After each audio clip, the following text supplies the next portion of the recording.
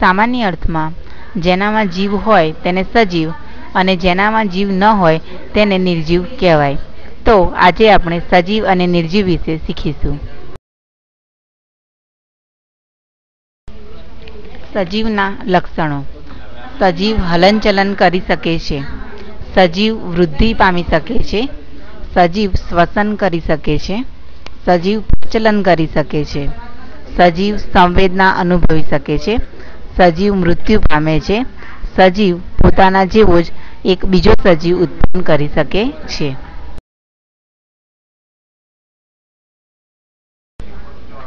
આમાં બતાવ્યા મુજબ સજીવના ઉદાહરણોમાં મનુષ્ય, પશુ, પક્ષી, વનસ્પતિ વગેરેનો સમાવેશ થાય છે.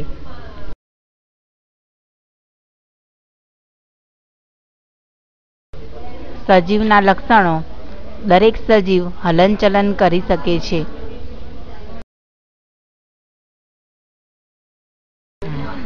સજીવ વૃદ્ધિ પામી શકે છે.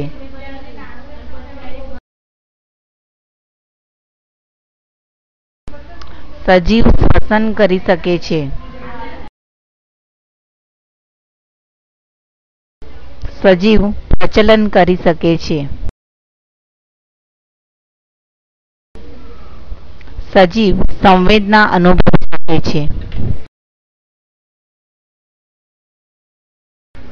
સજીવ પોતાના જેવો જ બીજો સજીવ ઉત્પન્ન કરી શકે છે.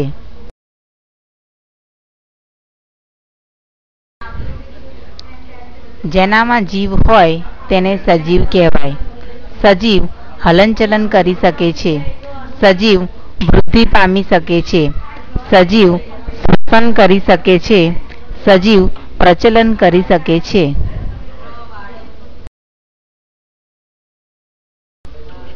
નિર્જીવ વિશેનો ખ્યાલ. જેનામાં જીવ ના હોય તેને નિર્જીવ કહે છે. નિર્જીવ વસ્તુ જાતે ખસી શકતી નથી. જેમ કે ટેબલ, ખુરશી, પંખો વગેરે તેને આપણે ખસેડવા પડે છે. નિર્જીવને કામ કરવા માટે શક્તિની પણ જરૂર પડતી નથી. આમાં દર્શાવ્યા પ્રમાણે બલ્બ, મોટર, પથ્થર, ખુરશી વગેરે નિર્જીવ વસ્તુઓ છે. નિર્જીવના લક્ષણો. નિર્જીવને ચોક્કસ આકાર અને કદ હોતા નથી.